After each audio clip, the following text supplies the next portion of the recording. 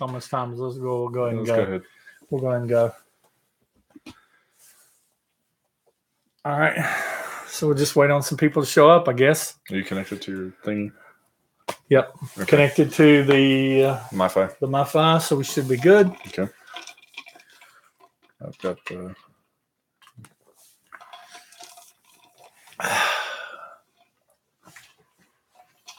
If I set my drink like behind you, like right. Yeah, you can do that. Okay.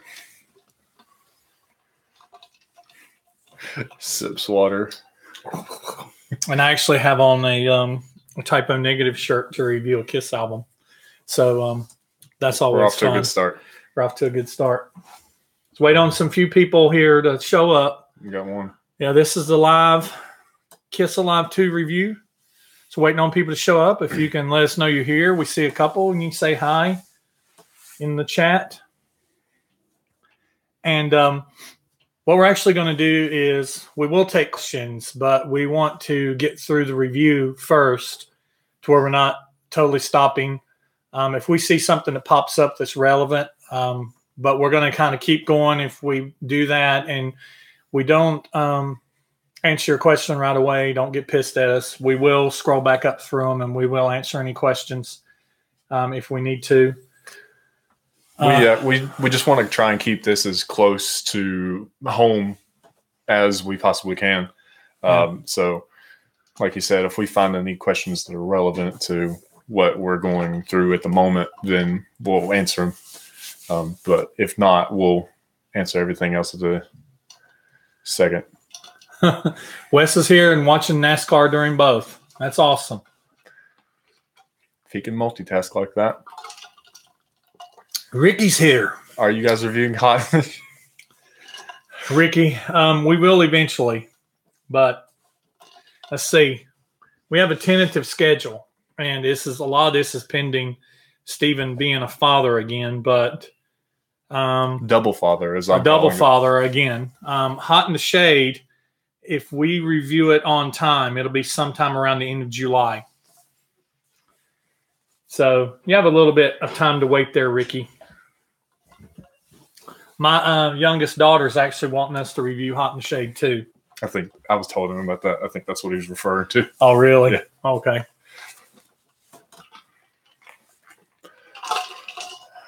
I'm thirsty. My wife had me in the yard all day today working. So I'm sunburned and I'm thirsty. Brooklyn. There's Brooklyn. Shout out. Shout out. Ricky said he loved that album. Oh, you love the album. And it's funny because, Ricky, there are a lot of people that they really, really do love the 80s albums. Hot in the Shades, Crazy Nights. I don't know which one of my favorite 80s albums is. Whenever I decided I was going to do a channel and I was going to review all the Kiss albums, I realized there was some I'd actually never listened to. And some of Carnival of Souls was one of them. Smashes, not Smashes, Thrashes. Crazy Nights. I'd heard some songs off of it, but not the whole thing. And Hot in the Shade, I'd never listened to. I kind of dropped off after Asylum, Ricky. I do like Asylum. There's some songs on there I like. There's songs on there I'm not a real big fan of. But Asylum was kind of where I dropped off listening to Kiss and started listening. That was in the 80s, mid-80s. So I was listening to bands like Guns N' Roses, Rat, Warrant, Rockin, just all the Wasp, all the 80s bands that came out during that time. And I didn't get back around to listening to Kiss for a long time. So, and even then I listened to a lot of their old catalog. The first Kiss album I actually owned that I bought after Asylum was Psycho Circus when they reunited. So I didn't have any of the albums between then. Asylum was the last one I bought. So what we're going to go ahead and do is I was going to wait for a little bit of people to show up.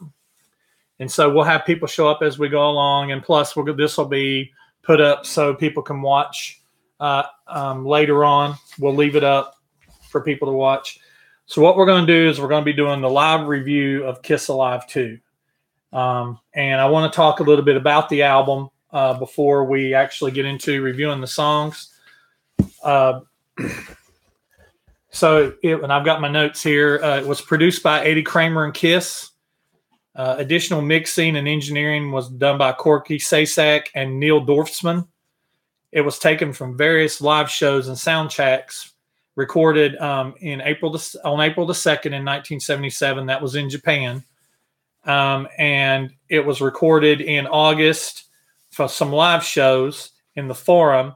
And then there was some studio tracks recorded. There was some studio tracks that was recorded in September. They didn't want to reuse songs from the first 3 albums. So they put 15 songs, and then they did on the fourth side of the album. These here are studio songs. So they put on 15 songs, and then they put a studio song and studio songs. And I don't understand why they did that, because they actually could have filled this album with live songs, because it could have been all live, because there was some songs that they did live that they didn't record. They recorded, but they didn't put on the album. But it was released on October 14th, 1977. It was Kiss's 2nd live album and their 9th album overall. It peaked on the U.S. charts at number 7 and spent 33 weeks on the charts. It was certified gold and platinum on November 11th by the RIAA, and double platinum years later on February 26, 1996. 2 singles were released, Shout It Out Loud, that went to 54, and Rocket Ride, which went to 39. Rocket Ride was never performed live in any following Kiss tours, not even on the Alive 2 tour. And I don't understand how they had a top 39 hit, a hit that was in the top 40, but they didn't perform it live on the Dynasty tour. They didn't perform it live on the Love Gun, on the Alive 2 tour. So Ace was only with them for 2 more tours after this. He was only with them for the tour for Alive 2 and then the tour for Dynasty. After that, he didn't tour with them again.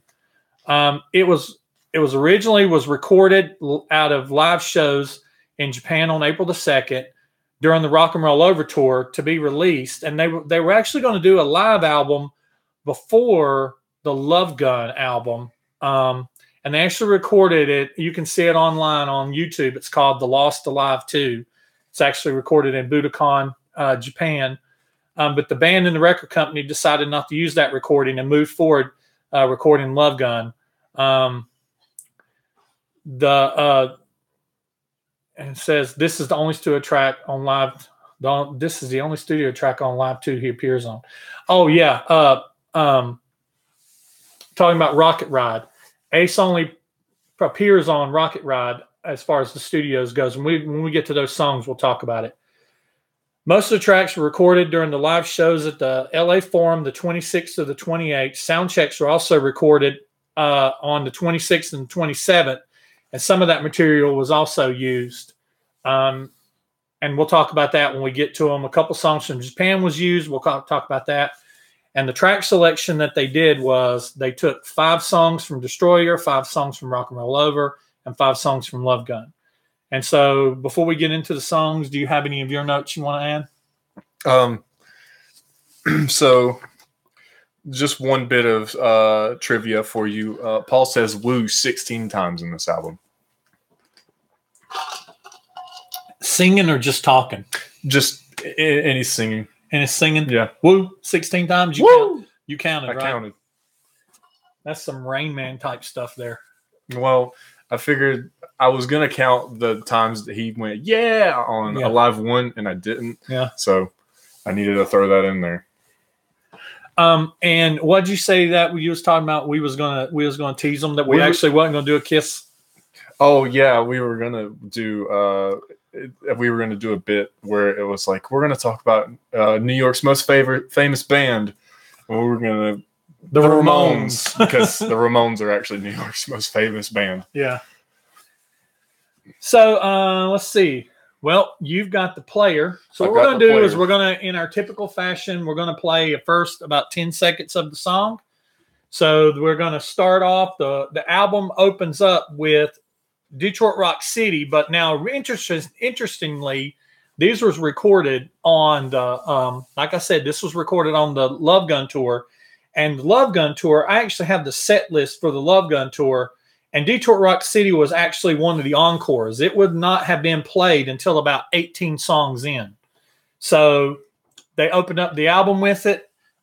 They did not open any of the shows at the Forum. They did not open with Detroit Rock City. They opened with "I Stole Your Love," which doesn't come on until later on in the album, way on down. So, so this is how they opened the album. And Gene actually, it says, "You won the best, you got the best, the hottest band in the world," and then it does that echoing "Kiss." That's actually Gene overdubbed the word "kiss," and they added a bunch of effects to it. That's Gene that actually says the word "kiss." So we'll go ahead and play a few seconds of the song.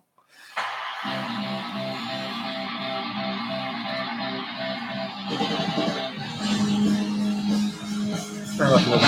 There you go.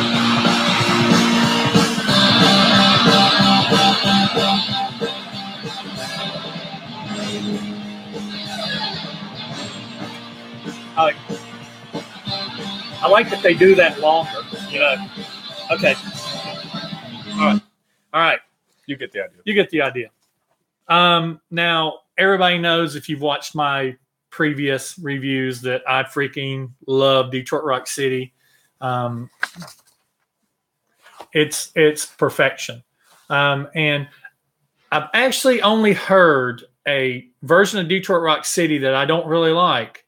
And it's interestingly enough, it's on Double Platinum. I've already started doing my review homework for Double Platinum, because Steven isn't going to do that one with me. It might be about the time that Jackson comes, but I'm going to do it by myself. I've already started doing my homework on it, and the version of Detroit Rock City on that thing is a hack job. And there's a lot of songs on Double Platinum that are hack jobs. I scored some of the album earlier today. I'm going to post my scores as that's cool, Ricky. Yeah, do that. Go for it, man. Go for it, man. I like to hear people's scores of stuff. So to me, Detroit Rock City, this was recorded at the Forum between either on the dates of the 25th or the 28th. And like I said on the introduction, Gene overdubbed the word "kiss." I love the energy. Once again, I mean, it's freaking Detroit Rock City. Yeah. Paul sings good on it. The solo's good on it. I mean, Peter's drumming is excellent on it. I love the way that Peter's drum sounds on this album. And Gene's bass sounds really good. It's there. It's prominent. The guitars sound really good. You got Ace on one side. I think he's on the right. Yeah, he's on the right track. And Paul's on the left. So if you want to really hear what each one of them's doing, you just put your headset in. Your left headset, you're listening to Paul. Your right headset, you're listening to Ace. And they're just, I mean, Kiss was in their prime at this time. I mean, this is when they were just a juggernaut. Yeah. You know, but I scored Detroit Rock City a 10 whenever I scored it on Destroyer. And on this album too, I'm scoring it a 10. I mean, it's a high 10. It's like, I like this even better, but I can't go any higher. Me and Steven were talking about that one of these days he's going to give me 111. Yeah, we actually discussed this kind of a, I don't know the word for it, but it's more or less like an ace in the hole. We are allowed to give something an 11, and we're allowed to give, for the whole entire Kiss catalog, we are allowed to give 111 and 1 0. And 1 0. And so I'm eventually going to give something an 11. I kind of got in the back of my mind what my 11 is going to be, because we haven't gotten to my favorite Kiss song yet. That album is a few albums down. But I haven't gotten to my favorite Kiss song yet. But I scored it a 10, just like I did with Destroyer. So what about you? So I think I initially scored this a little lower. I think I scored it at 8. I don't have it in my notes. I didn't write it. But I did compare when I was writing them last night. I believe I scored it an 8. I scored it a 9 this time because I think the energy, like you said, the energy's better. Nothing's worse about it. Right. So there's nothing worse about it. It was only all things better. So why not give it a higher score? I give it a 9. Right. And I went back and I've listened to the YouTube performances of this from Houston and the performances from Budokan. And I swear, even though they say they use only a couple songs from Budokan, which we'll get to, the Budokan version of Detroit Rock City sounds awful lot like this one, and I think they peeled a little more, because I saw a thing that Eddie Kramer said that they had 7 nights of recording, 2 from Japan and 5 from Houston, and then they had some soundstage recordings that they did, and he had all this material. So he said what he basically did was, Kiss Alive 2 is not a single recording from front to back. It is a puzzle. It's a hodgepodge. It's a collage, and you might have the drum track from, you might have the instrumental track, the music track from Houston, and you might have Paul's vocals from Japan. I mean, you don't know. So Ricky scored that one a 9 as well. All right, cool, Rick. Well, let me just leave you with a fun fact that Ace's signature is called the Budokan. Ace's signature is called the Budokan. His guitar is? Yeah. If you've never watched the Budokan, it's called, I recommend watching it. It's on YouTube. Don't watch it now. Watch it later. But it's called, if you just go on YouTube and you search The Lost Alive 2, it'll be the one that comes up. I think the thumbnail is a side of Ace's face. I'm not sure. But so we're going to move on to the second song. Right after Detroit Rock City, we're going to move into King of the Nighttime World. Play us a little track there, Steve-O. I'll play you a little bit of fiddle here. Little fiddle.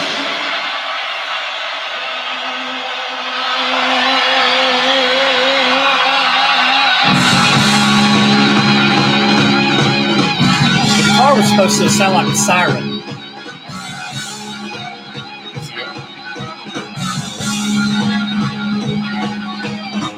I'm not going to do more than 20 seconds. Right. I don't want this video to get taken down. Yeah. No more than 20 seconds. That's copyright. They'll let us stream it, but they won't let me post it. But King of the Nighttime World, interestingly, people say Peter couldn't drum. Peter drummed his ass off on Alive 2, people. I mean, he drummed his ass off on Alive 2. He did really good.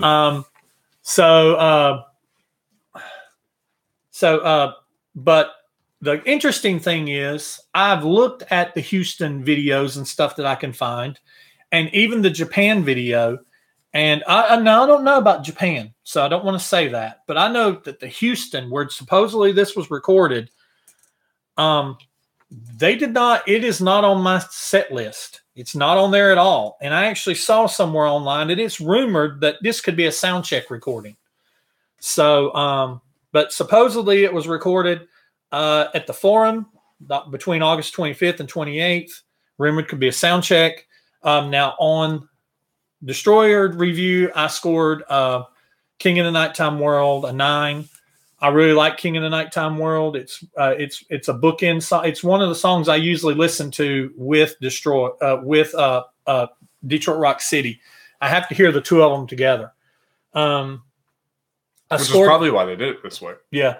So I scored it a 9. On here, I scored it a 10. I bumped it up because to me, it is just as good as the reason why I did it a 10 and not a 9 and kept it the same is because it's just as good as the version on Destroyer.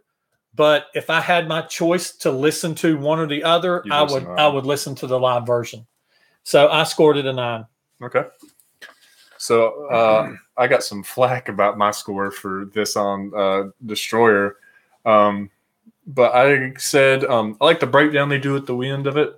I think that's really cool, and that's a neat way to end the song because every one of these songs basically was faded out, so they had to come up with an end. They had to come up with an end, or they had to find a way to link it to the next song. Right. And I also said I still feel like the flow is a little weird, and it's still a little repetitive for me. Now, it is massively cut down from the studio version. Yeah. But it's still just a little bit too much. So I know that my previous score was like a 5 or 6. I bumped it up to a 7 because it's recorded massively better. All right. All right. So, Ricky, you got a score on that one there, buddy? And Rick said, I have to know, do you like the Crazy Nights album? Wes. Oh, Wes said, gave it a 7 as well. Wes said, I have to know, do you like the Crazy Nights album? Wes, you'll find out when I get to the Crazy Nights album. I keep my cards close. You'll find out when I get to it. So we're going to move on to the next one. We're going to get into the ladies' room. Please leave it to Paul. Huh? Leave that to Paul. Yeah. Or Gene in this case. We get the banter. We got some good-looking girls. And some of you girls won't get yourself kissed. I got 20 seconds.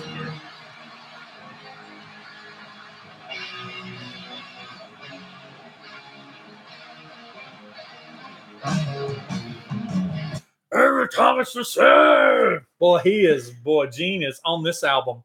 He lets it go. He lets it go. He's belts it. And if you watch any of the live videos on YouTube, he is sordidly overmixed. I mean, the mix on this is his background singing's like Leads.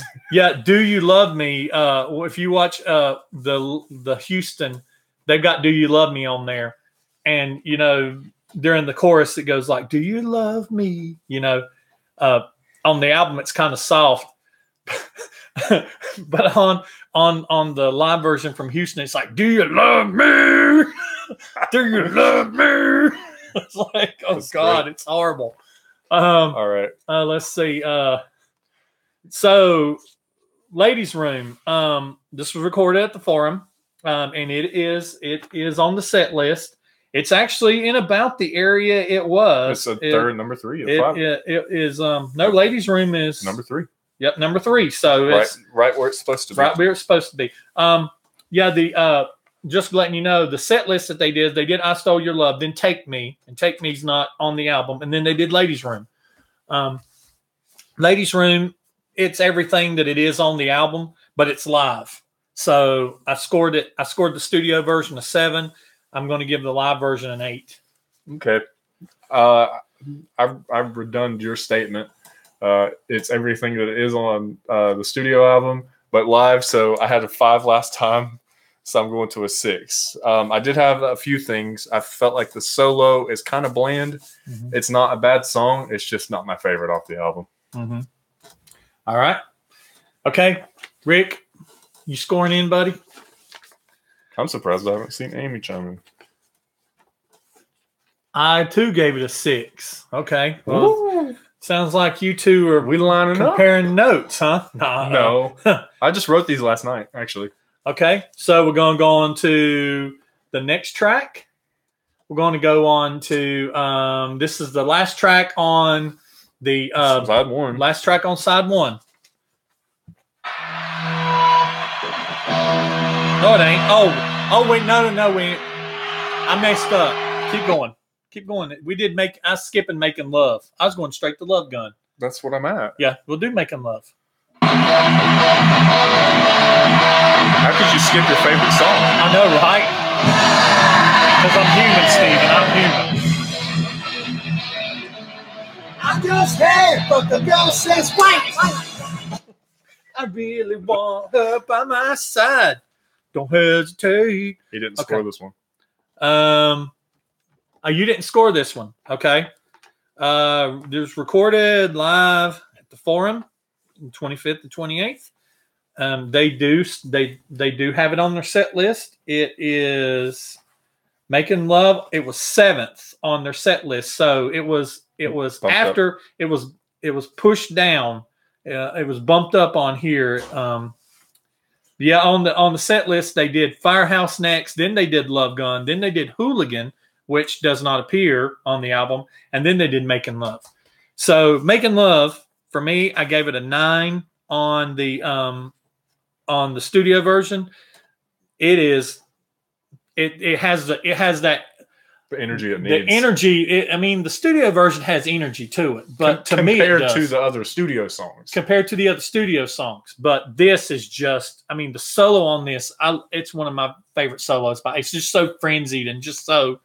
I mean, the way he comes into it, and It's really good. and then live, you know, he hits that harmonic when he's coming out on that, and he hits like a harmonic on it. It's just Paul. A lot of people don't like the way Paul sings this because he leaves out a lot of the words. But I just like that Paul is in the moment, and sometimes Paul, when he gets in the moment, he gets a little too over the top. But this one, he keeps it. He's like right there. He keeps it right there. He's right there, but he has that energy and everything, and I really love it.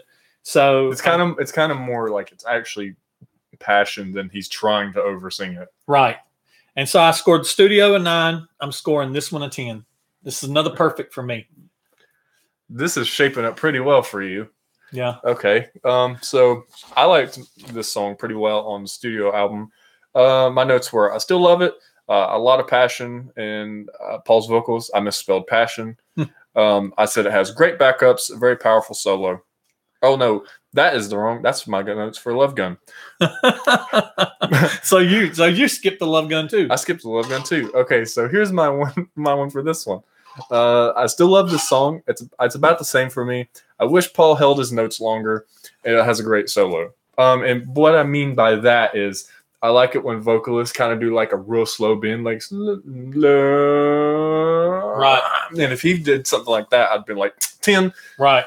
But he doesn't. He's Right. like right. And he does miss a lot of words. Yeah. But you're good looking. Woo! there's one of them. Instead of saying you're good looking, the best I had, you know, it's you're good looking. Woo! Yeah, Yep. I think he did like Look, actually, you know what? He almost, when he's doing that kind of stuff, he almost gets something like just like, you know, all 16 of these yeah, are in the first 5 songs. They're only on the first side. So all 16 are in the first 5 songs? Yeah. Because I remember. Wow, how's everybody feel? Yeah. Yeah. Okay, so we're going to go to the last track. We're going to get the Love Gun. Calling Dr. What? Love Gun.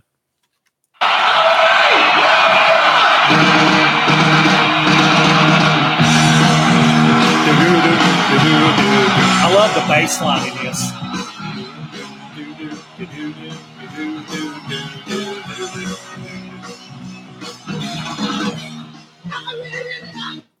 All right. Love Gun. 20 seconds. Love Gun. Recorded in Forum. You know, pretty much all these recorded in the Forum. I tell you what, unless I say it's recorded somewhere else, it was recorded at the Forum. But let's see. Love Gun. I like it. Even though, man, this is tough. It's tough for me to say. Love Gun is, I gave it a 7 on the album, on the studio, and I'm giving it a 7 on here. The reason why I'm not scoring it higher, even though I like it better than the studio version, when you go into 8, when you go from a 7 to an 8, I have to look at other songs that I've scored an 8 because that's me. I'm in this for the long haul. So I have to look back on my spreadsheet because I'm a KISS nerd. But I have to look back on my spreadsheet and go, I have to look at my other number 8s and go, I don't like Love Gun as much as that song. I don't like Love Gun as much as that song. So I can't score it higher just because but I will say this. I prefer the live version over the because it's just got some extended solos. I like the way it ends. I love Peter's drum at the end of it, where they do that and they do it several times, and then they pause, and Peter does the machine gun. And what's funny is I didn't know this, but I actually saw a live version. You wouldn't get away with this these days, but I saw a live version during that hold. Paul puts his V, his flying V, up like this and points it at the crowd. And while Peter's doing the tut, he's going tut. He's like he's shooting at the crowd with his gun, with his love gun. So I was like, wow, that's kind of cool. It's very theatrical. Yeah, it's very theatrical. Well, this is Paul. I mean, Yeah. But so I gave it a 7. Long and short of it, I gave it a 7. What about you? Okay, well, you heard mine already for this, but I still love it. There's a lot of passion in Paul's vocals. I think it has great backups and a very powerful solo. We're not getting crazy in depth with these because we've kind of already talked about what we like and don't like about these songs. But I gave this a 9. Yeah. If you want in-depth analysis on these songs, if you're watching this video, I don't know the people that's watching right now if you've actually seen our other reviews, but we've already reviewed all the studio albums up to this point. So if you want to know in-depth what we think about Love Gun, you can go back and listen to. I give in-depth reviews on the writing, the story behind it. I'm not doing that on these live songs because we've already done it. I will do that a little bit with the studio songs. The studio songs that's on here, I will go into that about who wrote them and stuff like that. Ricky says it's a Love Gun, solid 9. Stop reading my mind, Steven. Did I say my score for Making Love? Did you say your score for Making Love? Yeah. Did he say Viewers, his score? Did I say my score? Wes, Ricky, someone? The other 2 people watching that aren't Wes and Ricky? I said mine. Go ahead and say it so we've got it. Well, for the record, it was also a 9. So Making Love, I don't think he said it. I don't think I did either because I got screwed up. Yeah. So now we're gonna flip the vinyl, the first album, and we're gonna go to Calling Dr. Love.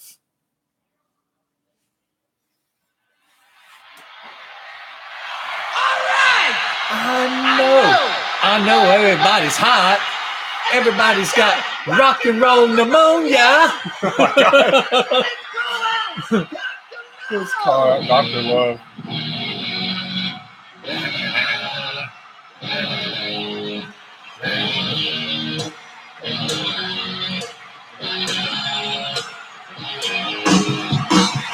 God, the drums sound so good. God, man, the drums sound so good on this album. That snare, I mean, I would have liked the bass to have been a little more, but that's 70s bass. You just didn't start getting that smacking you in the face bass until you got into the 80s. Yeah. But the snare in that, I mean, it just sounds so thick and just so awesome. I don't know if he's using a thick snare, one of the 14s or whatever, but man, sounds good. And Peter's drum set by this time was huge. It had swelled to, I think it was like 20 drums. It was crazy big by this time. But yeah, I've always liked that rock and roll pneumonia.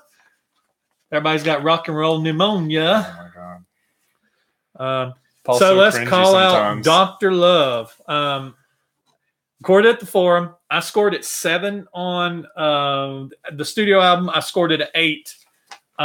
Gene don't oversing it. I mean, hell, you need my love, baby. Oh, so he doesn't oversing it. I mean, I like the part when they do that little turnaround that Peter's going, he and Gene's like, yeah. And they go back into, they call me. Yeah. And the background vocals, Ace and Paul doing that, Dr. Love. It's really good. I mean, like I said, Kiss was just like nailing it at this time. Even though they were internally cracking apart, and the gap between Gene and Paul and Ace and Peter was growing wider and wider, but they were just, on stage at this point in time, they were professionals. So what about you? I gave Dr. Love a 8 on here. All right, cool. So my notes say I feel like it's faster. Not much, but a little bit. A little faster. I still love it a whole lot. The guitar is recorded much better this time around, as is most of these songs. It still has my favorite solo out of the whole lot. I just like the weird solos. And this note isn't particularly important, but I just like the way that when he says the lyric, you need a kiss. A kiss. It's like here's actually how I wrote it. KIUUUSSS. A kiss. Yeah. Yep. And I almost picture him when he's saying it. I almost picture him looking about like this right here. A kiss. I picture him looking like how he looks on Dynasty. But I gave this one. I gave it a 9. which is what I gave it previously, I believe. Oh, and I got it. We'll show the packaging in a little bit. We skipped packaging, but we'll show it in a little bit. Okay, so we're gonna go on to the next song. We're gonna go on to Christine 16. I'll give this one a 16.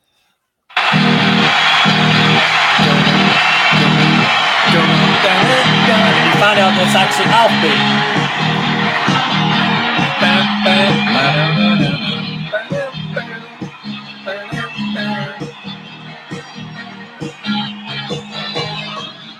All right, she's got me dizzy.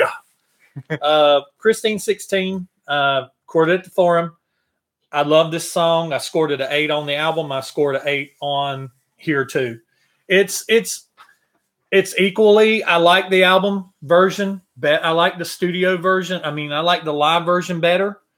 But like I said, when it comes to me liking something better, I have to look at other songs. I would have had to, if I liked it better enough, I would have had to score a 9. And then I have to look at other songs I've scored 9s on. And I'm just, this is an 8. I also scored on this album. I scored Ladies Room an 8. I'd listen to this or Ladies Room. So to me, they're both 8s. Even in the live version, the live context, it's still an 8. It's not a 9. It's not. I don't like it that much more to make it a 9. So what about you? Okay, so I like it about the same. I like Ace's improvised kill switch because I know that he probably didn't have one. If he did, his tech was operating. Right. But imagining what he did, because he plays a Les Paul, what you would typically do is you would turn the volume down on your neck pickup, and you'd have your full volume on the bridge, and he's probably just flipping his toggle switch. Right. Yeah. Right. And he does that a lot. He does that. He does that toggle switch up there a lot, which is I think is really cool. I feel like the spoken word bit is a little weirder in the live context. I'll see, I think your girl's our age. Yeah. Well, I saw her coming out of school that day. Yeah. So I gave it. I didn't score it very high last time around. So I just scored it a 6. And Ricky scored a 7. I guess that 7. That's for calling Dr. Love. Yeah. Okay, all right, cool. So Ricky, what you got on Christine? Christine, yeah. Gave it a 7. Awesome. Yeah, Christine. Yeah. Okay. All right, now we got a little surprise for you tonight. Ace Frehley. We're gonna turn the microphone over to. We got a little surprise for you tonight. We're gonna turn the microphone over to Ace Frehley. Shock me.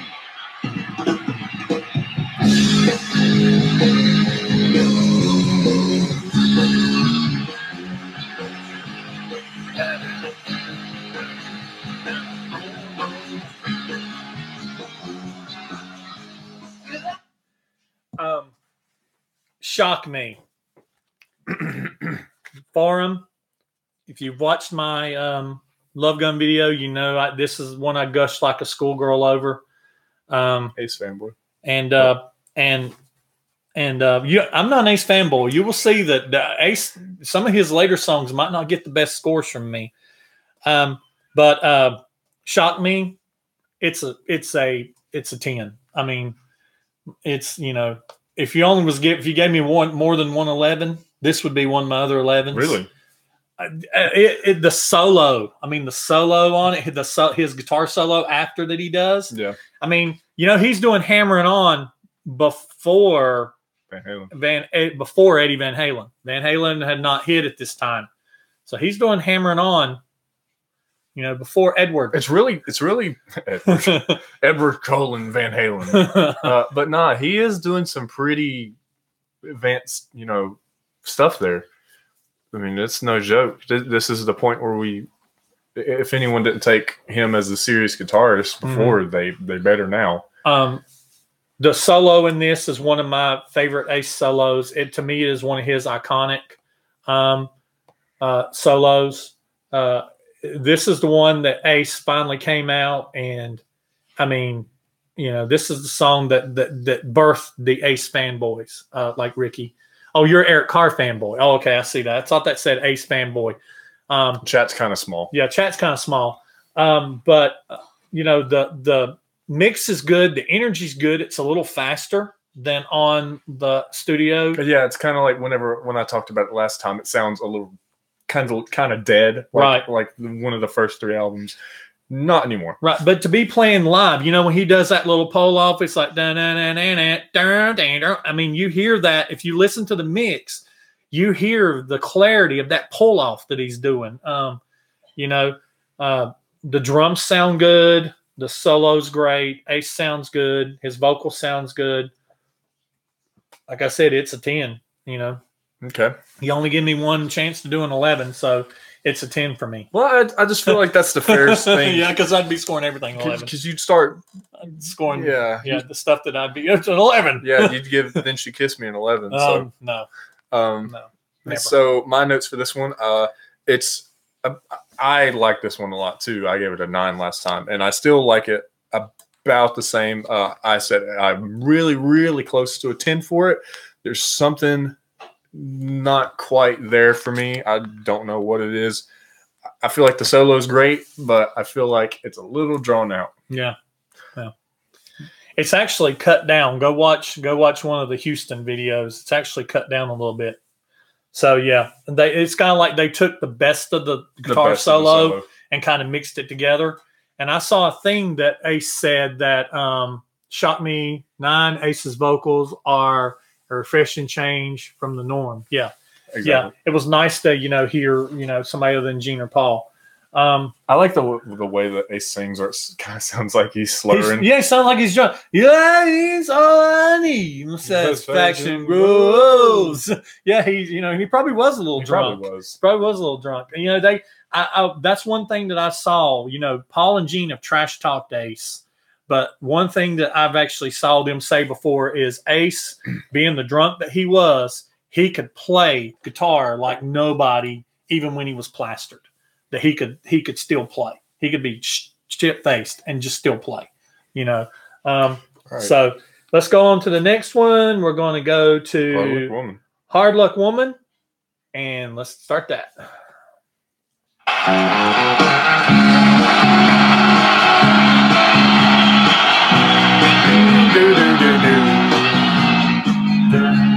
Nice progression.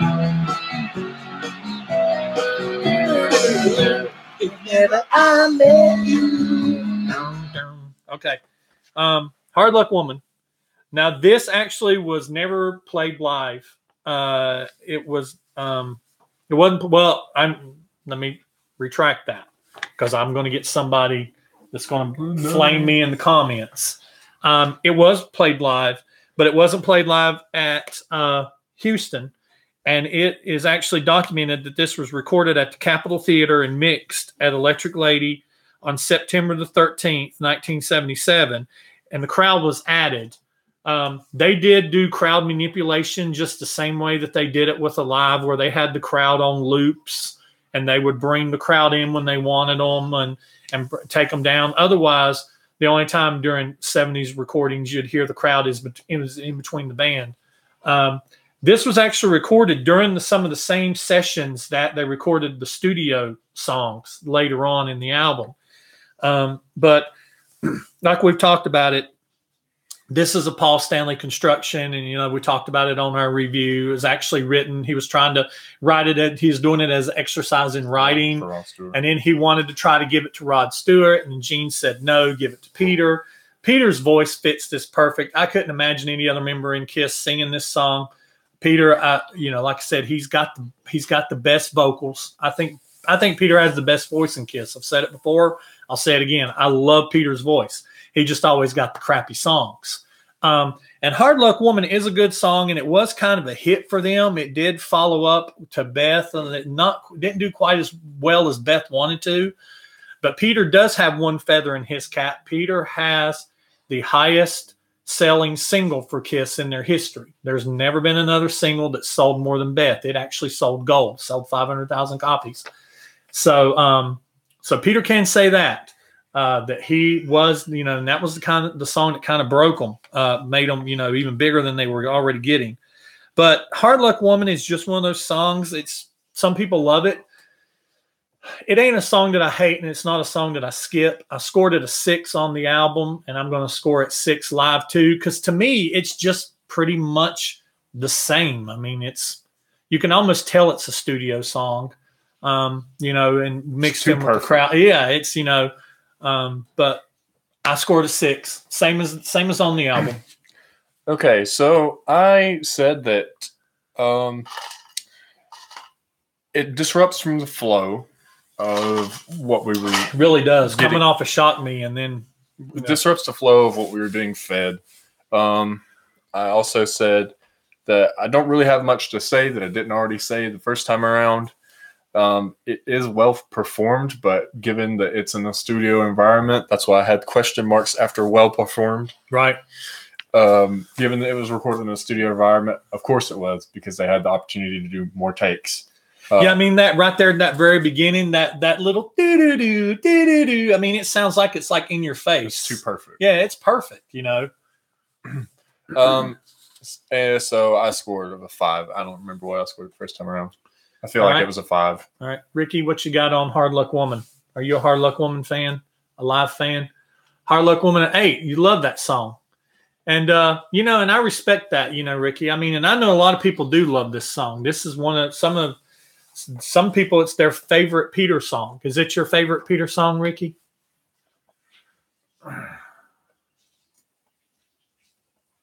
While we wait, we'll go on. Tomorrow? Yes, it is his favorite song. Okay. Yeah, I've heard that, Rick. I've heard a lot of people say that. Can I call you Rick? So, yeah, we're going to go on to Tomorrow and Tonight.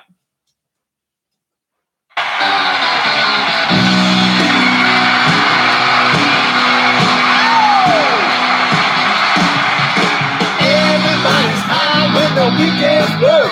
It's like the rich day good. Listen to the teacher, bosses and the preacher, and never done nobody good. All right. Tomorrow and Tonight. Another one that is not on the live set. This was also recorded at the Capitol Theater and mixed at Electric Lady. It was recorded on the same day that Hard Luck Woman was recorded, on September 13th, and they added the crowd. I scored this a 6 on the studio album. And I actually like Tomorrow and Tonight. It is very catchy. It's one of those. It is a brain. I told you, man. It is a brain worm. It will get in your head, and it's a Paul Stanley song. We need to make an icon that says like Paul Stanley Construction. Yeah, Paul Stanley Construction. Except it looks like a builder's logo. It has Paul's face behind it. Yeah, with like a builder's cap on. Paul Stanley with the builder's cap. We need to make that. We do need. I have a graphic designer, I believe, can make that for us. Paul Stanley Construction. Paul Stanley Construction. Do it, because he has a lot of constructing that he's going to be doing coming up. Also, but I like this version. Ricky said correction. His favorite Beatles song is "Strange Ways." Strange Ways. So yeah, we're talking about Tomorrow and Tonight. He might be saying that to trigger you. Tomorrow and Tonight. He gave it a 7. He gave it a 7. Oh, it's a 7. Tomorrow and Tonight. You're getting ahead of me, Ricky. Tomorrow and Tonight. I give a 7 also.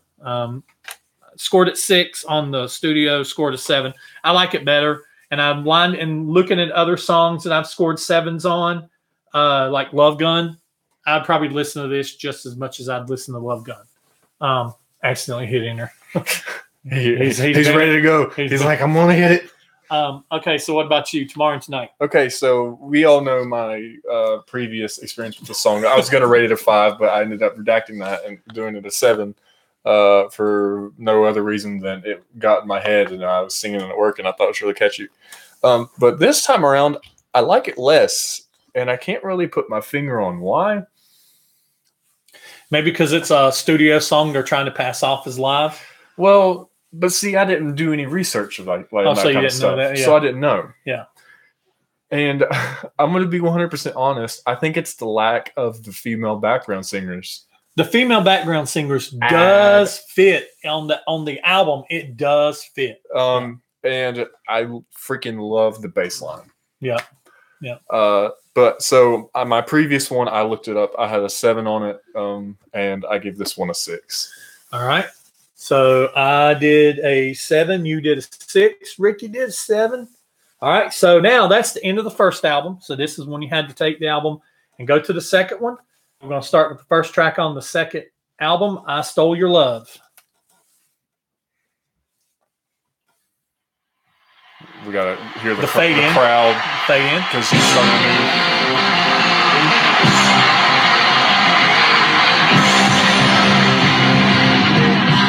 Listen to Tom Barton. All right.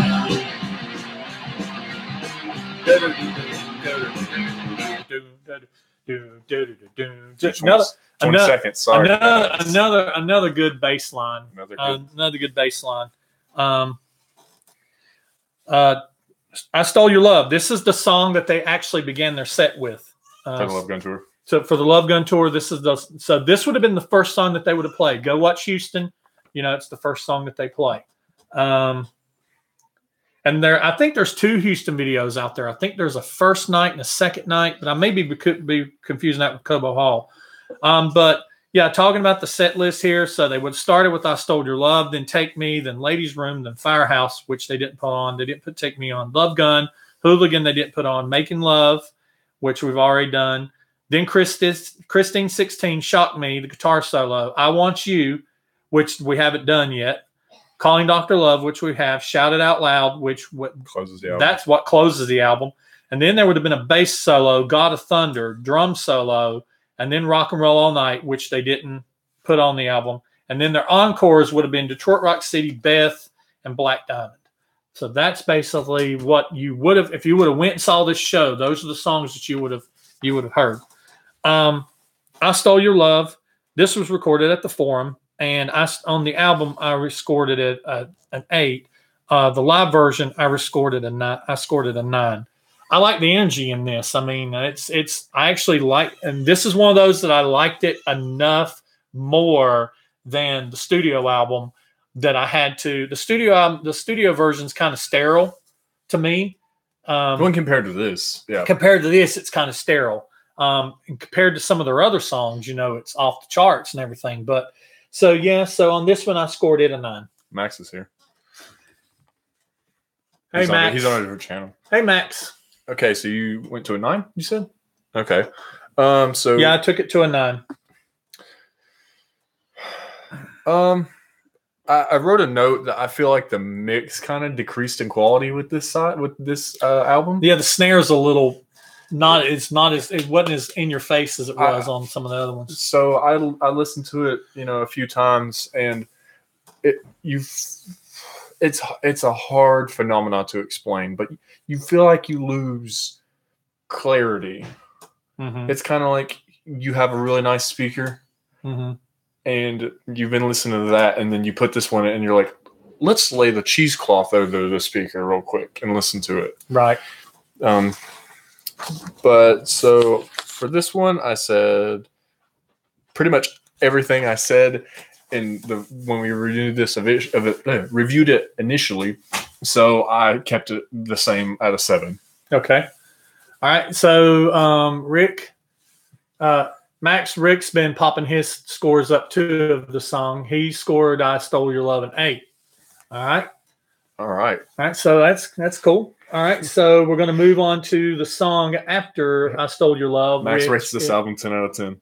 That's impossible. You like every song? It's a good album, Max, but I don't rate it a 10 out of 10. There's some songs on here that's not.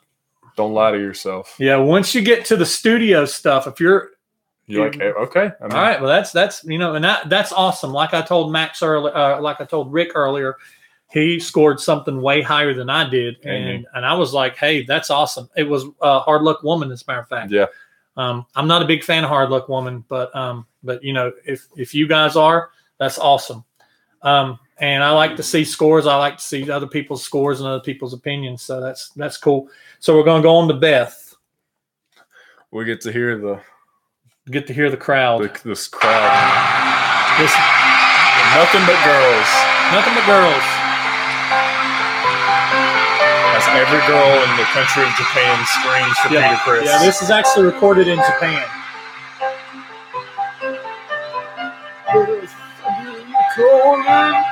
By the time he sings, it's gonna be time to stop it. Yeah. Yeah. Beth is one of the songs that was recorded in Budokan, Japan, in April. It was one that was recorded for the original Alive 2 that they were going to use, and then the Lost Alive 2. You can find it on YouTube. The Lost Alive 2. They used that track from that, even though they did do it. It was on the set list in Houston. They used, and you can hear. There's a couple parts. I was telling Stephen when he says in the verse where he says the second verse, he says, "You feel so empty that our house just. You say you feel so empty that our house just ain't a home." If you listen, you hear a couple girls screaming in the background, almost like at a pitch, like like almost like that. And if you go on, you sing Beth from Budokan, you hear those same two screams in the background. Yeah. Now Peter's singing isn't exactly the same. Peter's singing, it's been doctored a little bit. and they did do some mixing and some overdubbing at the Capitol Theater and at Electric Lady on all of this. But Beth, you're going to be amazed because I'm not a big fan of Beth anyway. It's just one of those songs. Even though it's Peter and I love Peter and everything, it's just there's something about it. I didn't really like the version on Destroyer. It's but I appreciate it for what it is and I respect it for what it is. But I scored on the album. I scored the album version. I scored Beth a 6. But as far as the live version goes, I scored it a 4 on the studio version. And the live album, I'm scoring it a 6. And the reason why is because I just like Peter's live vocals and some of the, when he holds some of those notes, like when he goes, "When a house just," and home, he puts that little soul in it. He sounds good live. Peter's always sounded really good singing live, but I like that it's shortened. I like that they cut out that whole orchestra movement in the middle. That's kind of like the solo. It's only about 2 minutes. Yeah, they cut all that out and everything. So I just like it better overall. So I gave it a 6. So okay. What you got, Steve? All right. So here I said, I know we're only one song into this album, vinyl, which is what I mean. But I said, disrupts the flow, has to be live because of the screaming. But I think it's an excellent performance on Peter's part. But I don't think I scored this very highly. I think I may be scoring it the same. I'm keeping mine at a 5. Mm-hmm. And what's even more impressive is this was a song that they would have done as an encore. They would have done this as encore. So this would have been the 19th song that they would have done. And it would have been after Detroit Rock City. Yeah, follow up Detroit. Well, okay, but think about that. Your encore is to play like all your hits. Right. Well, and they always close with Black Diamond. Yeah. And Detroit Rock City was a song that they had tried to make a hit. And Detroit Rock City has actually gotten more popular as the years has gone by. They tried to shove Detroit Rock City down people's throats, because they put Detroit Rock City out as a single and put Beth on the back of it. And so people, the disc jockeys flipped the 45 and played Beth rather than playing Detroit Rock City. So, but yeah, so let's see. Let's do a quick thing here. Take Me was supposed to be on Kiss Alive. Yes, it was. It was supposed to be on Kiss Alive 2. It was overdub on You Wanted the Best. Yeah, it was. Take Me could have been, like I said, you wasn't here earlier, Max, but Take Me was recorded during the Houston. They also did Hooligan that night. So Hooligan could have been on here. Take Me could have been on here. Either one of those songs could have been. And there's actually some coveted Holy Grail misprints of the Kiss Alive 2 that have right in this area that has Take Me and Hooligan on there, because what they did was they took they had the original track listing here and they had those songs included in there. And we were talking earlier that Detroit Rock City is actually not performed till later, and King of the Nighttime World wasn't even performed at all in Houston. That it's rumored to have been recorded during sound check. But I couldn't find verification on that. That was just a rumor. It's hearsay.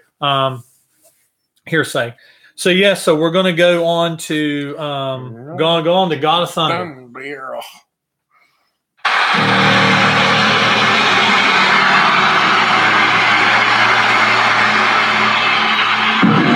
Now this is when he's doing his blood, spitting his blood, stuff like that. You couldn't start this song any better. Right.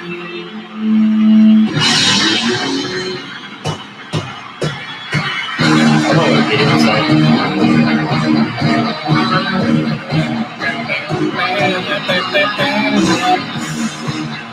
There's that good snare sound back. Yeah, really good.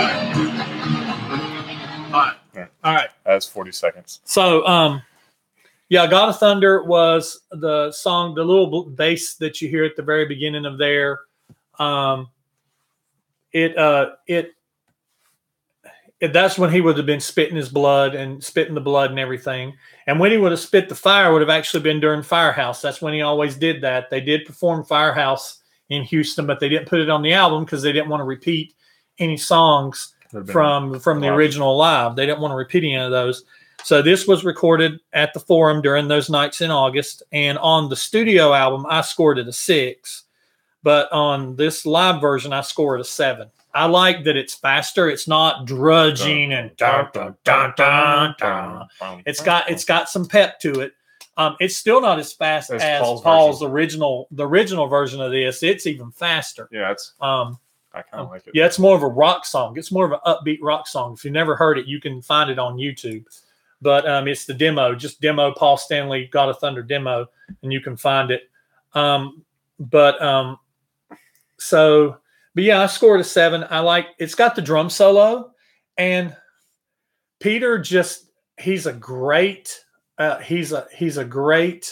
drummer, but he is not I'm going to do a solo drummer. I'm going to play with 3 other musicians and be the drummer. And he was the right drummer for Kiss in the 70s. But his drum solos, me being a drummer, and I'm not trying to be too over analytical, but just me being a drummer, I don't really like either of his drum solos from Alive or from Alive 2. I mean, at one point in time, he does his little thing. I like when he's doing when he's doing all that offbeat stuff and going up and down the toms. But when he gets to the part where he's just sounding like a train, he sounds like a train coming down the road. And it's getting faster and faster and faster. And hitting the gong and stuff. I mean, it's just like, but it doesn't spoil the song the way his drum solo spoils. What is it? Black Diamond? No. God, what is it? I can't remember. The song on the live. We can't remember. What's the song on the live? 100,000 Years. Yep. Yeah, his drum solo and Paul's. I got a question for everybody here. That spoils. The thing for me. But yeah. Hey, Mike. Good to see you. You missed the whole segment. If you just watch out with the rest of us from here, if you just watch out, you can go back and you can catch.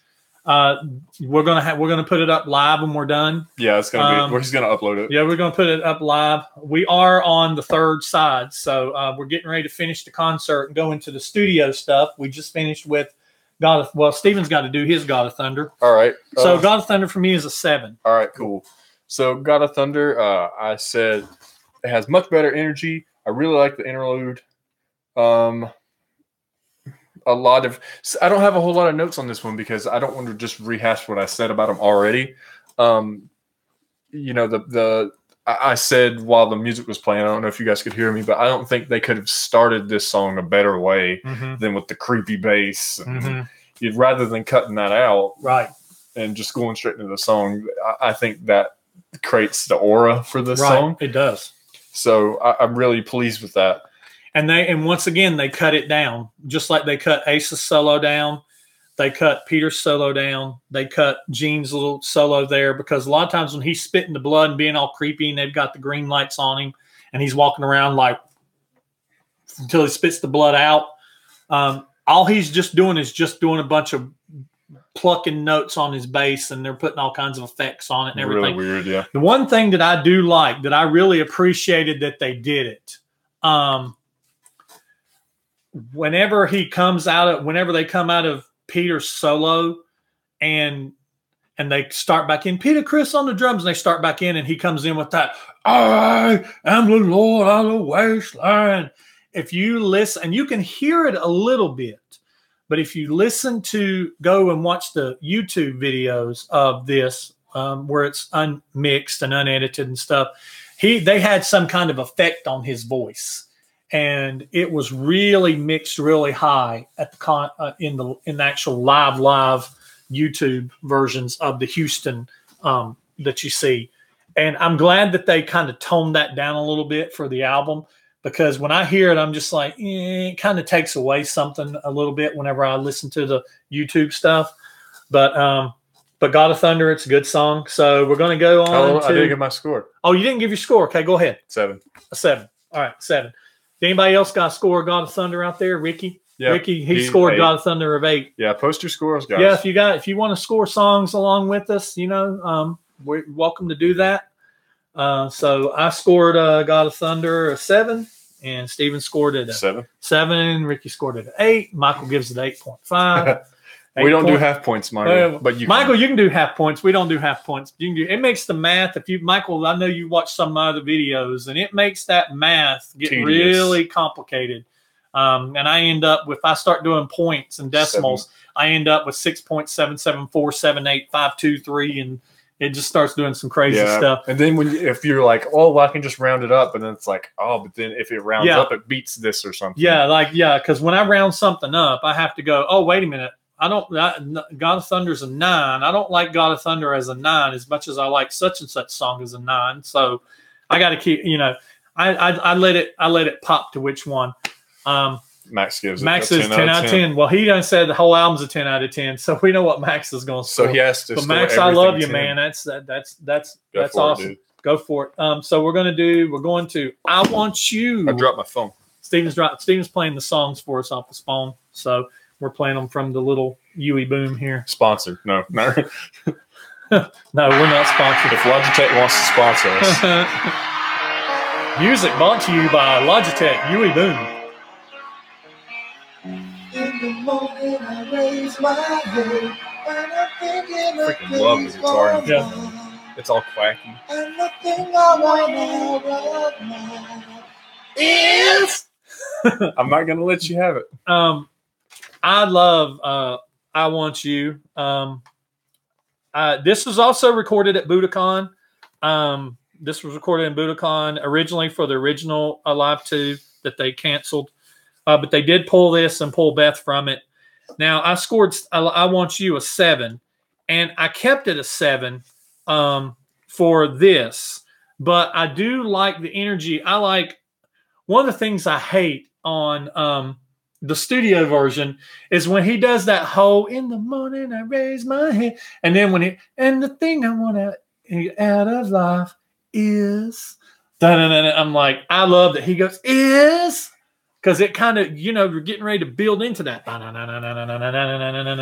But the reason why this is a 7 and stays the same and doesn't get bumped up to an 8 is because I cannot hate the I want. I hate that whole exchange. And it's funny because they cut Ace's solo short, they cut Peter's solo short, they cut Gene's solo short. But when Paul's working the crowd, the way he worked the crowd in 100,000 Years, they could have cut that short. I got a question for everybody here. This is basically the essential same thing. If you go and watch the Japanese Budokan, it is word for word. They do not cut a single word. They keep it they could have cut this down. They could have cut out some of the annoying vocalizing that he does.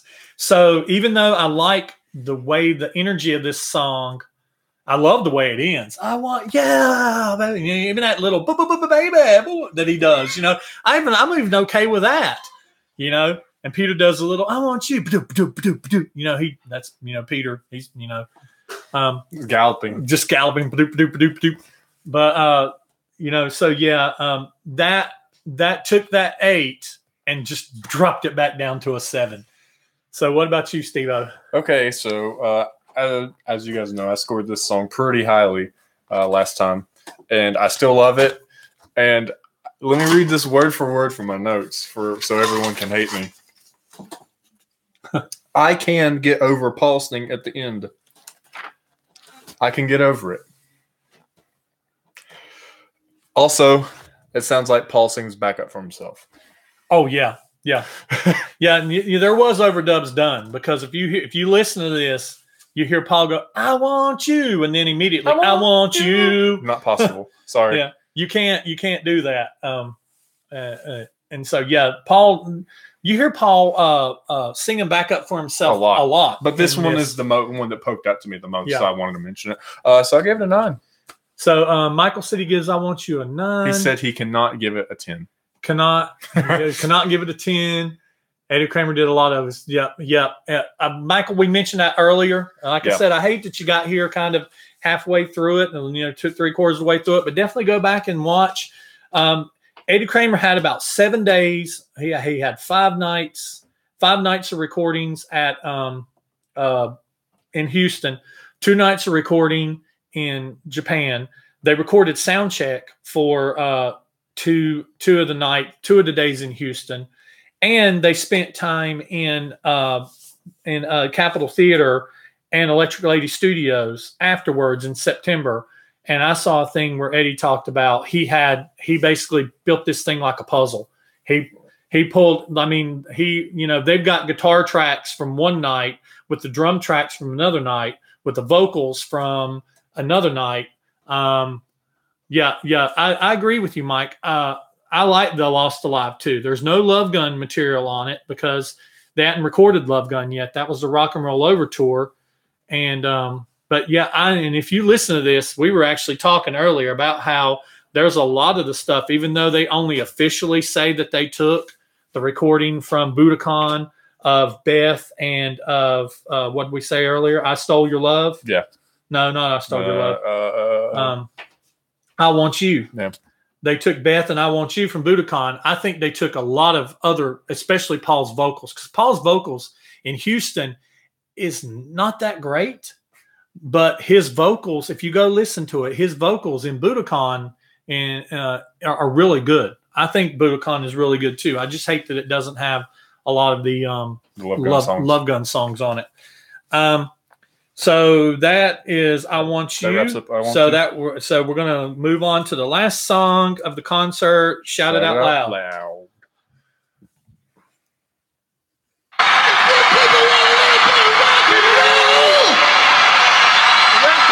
Rock and roll. Rock and roll. Shout it out loud.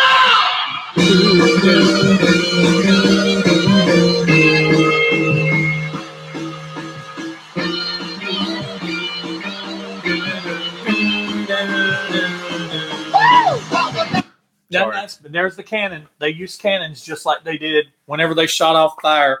They basically used the sound of cannons on the record. We got some questions before. Okay. But yeah, so Shout It Out Loud was actually done. It wasn't the last song when they did it in Houston. It was actually right after Calling Dr. Love. It was the 13th song, and it was before God of Thunder. So it wouldn't have what they actually closed with was Rock and Roll All Night, but they didn't want to duplicate songs, so they closed with Shout Out Loud. So how do you feel about the so-called lost live tracks on You Wanted? I don't know. On You Wanted the Best, some of that stuff, it sounds like they took some old live recordings, and they mixed in a lot of new vocal. Like one, it sounds like Paul recorded a brand new vocal. It doesn't sound like Paul from 77 or from the 70s. It sounds like Paul from then in the 90s. So, yeah, I don't know. Kiss has always been masters of being the Wizard of Oz and being, do not look at the guy behind the curtain. They've just always been that way. It's one of the things I hate about them, because I think if I'm buying an album that's Kiss, it should be all of them. But this is the album that we just did. And what's funny is I've got something I'm not going to get into that yet, because I'm going to cover something whenever we get into the studios. I'm going to make a very controversial statement whenever we get into the studio songs. So, but talking about this song, this was recorded at the Forum, and the studio version, I gave it a 9. I gave it an 8. On this one, I gave it a 9 because this is, to me, it's better than the studio version. I like the energy of it. And even though they didn't close the concert with this, I think it's a great way to close the album. Because that's what all I really have to say about it. I hadn't already said before. I went more in depth in my review of it on the studio. So what about you, Stephen? So I didn't rate Shout It Out Loud that highly in my previous one. But I do like this version much, much better. I don't really have anything bad to say about it because I feel like it's pretty good. And I feel like it's a great way to end the show. And it has a really great bass tone in it. Mm-hmm. That bass at the beginning is awesome. Yeah. Yeah. So I give it a 9. All right, cool. And let's see, Ricky gave it a 9. And Michael said he hates this version, so he gave it a 1. All right. All right, cool. So let me just, I have an overall statement for the live stuff before we get to the studio. I said my overall statement was pretty much every song is improved from the studio albums. Another high-flying and high-energy live album. I find myself listening to the bass a whole lot. Mm-hmm. And the bass, I told you that the bass is very predominant in this album. You listen to it on a good stereo system, and you hear bass. And I think that this was when Gene was in his height and his heyday, and you listen to studio tracks, and you don't hear a whole lot of bass, but you definitely hear it on this album. You hear it on this album more than you do on the first Alive. All right, so with that, we're going to go on to the live tracks. Now, they didn't, like I said, the studio tracks. Like I said, they didn't want to repeat. They didn't want to repeat songs from Alive 1. And so they added 5 studio tracks to fill the other side. And there were songs they could have pulled, like we were talking about earlier. They did record "Take Me." They did record "Hooligan." There were some other songs that they could have done. But we also, one of the things we're going to do later, we're going to talk about if you would have, if we would have filled it up with live songs. What 5 songs would we added? So we're going to do that in a little bit. So we're going to talk about the, let's go ahead and talk about the studio songs, starting with All American Man.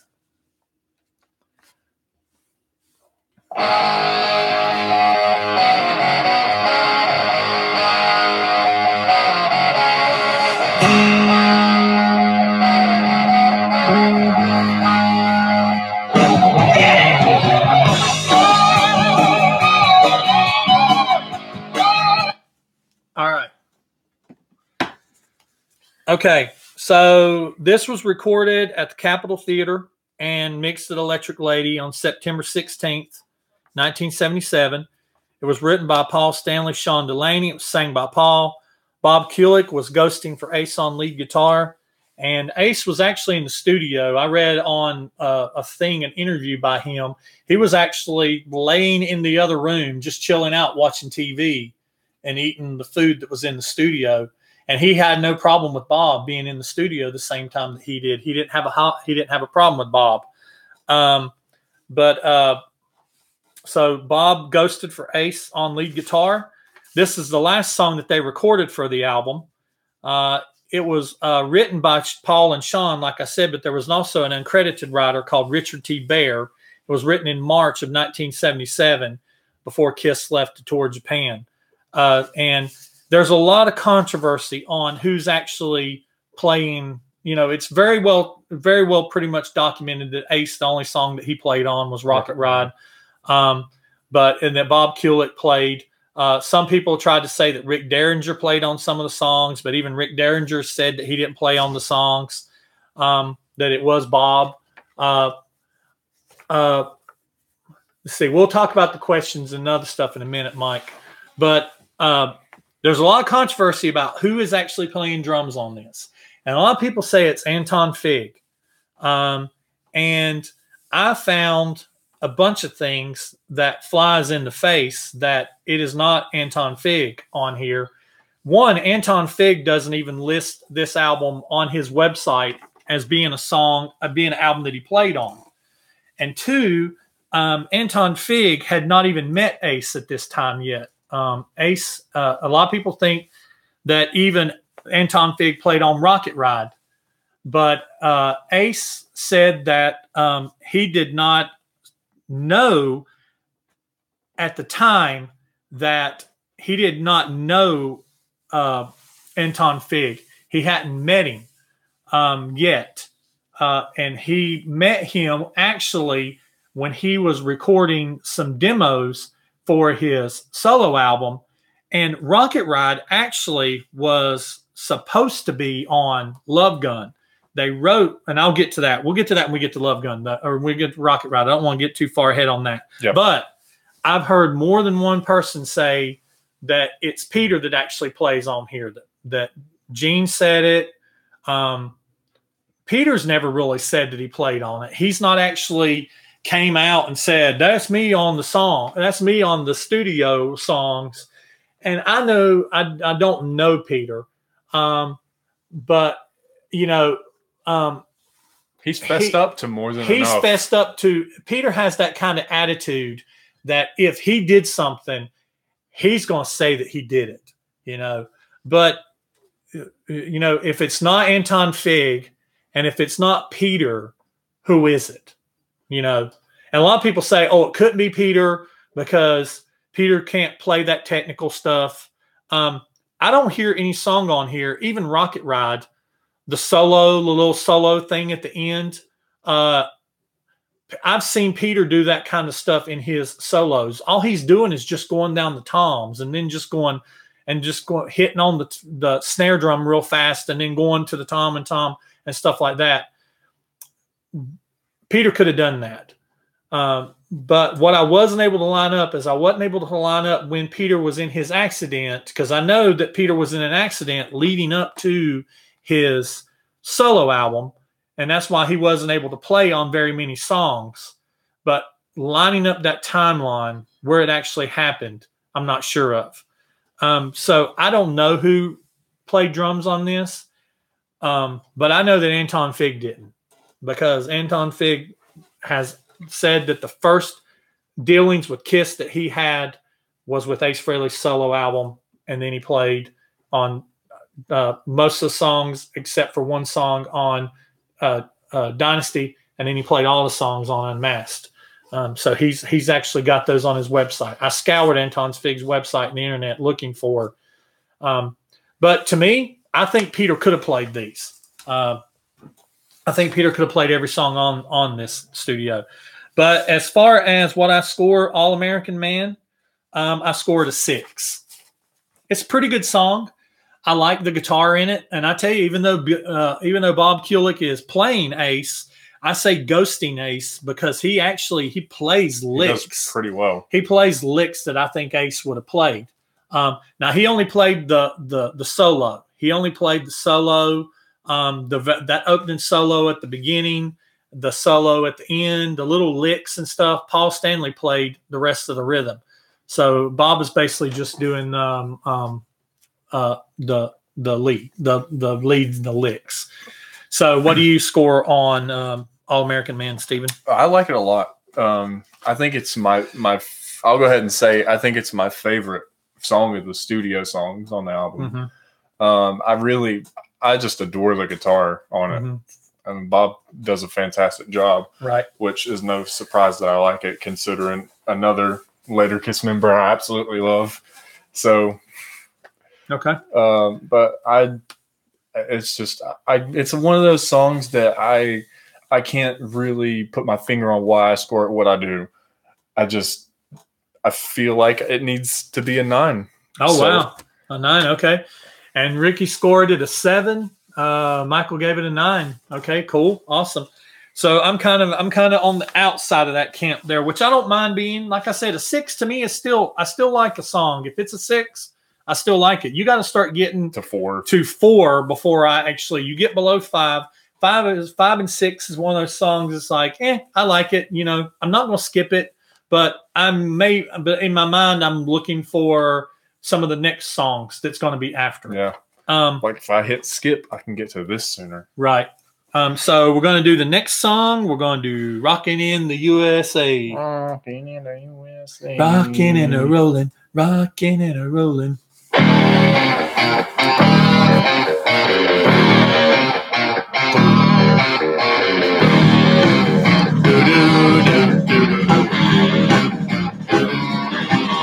I'm flying in a 747. That's all we need to hear. All right.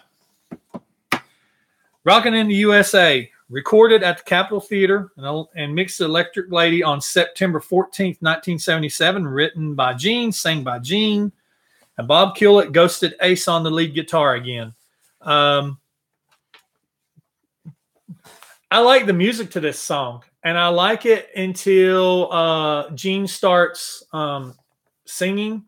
And it ain't that I don't like his singing that he's doing. I just don't like the content of this, song. I'm flying in a 747. I'm passing past the pearly gates. I'm coming real close to heaven.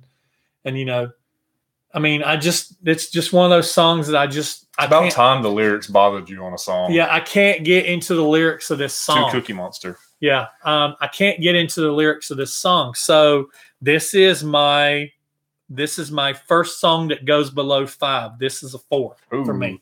Controversial. So I said it's kind of cheesy. I'm not a big fan of the vocals. I feel like it's really kind of just like filler contenting. Yeah, Gregory Pegg just said Rockin' in the USA is bland filler, 4 of 10.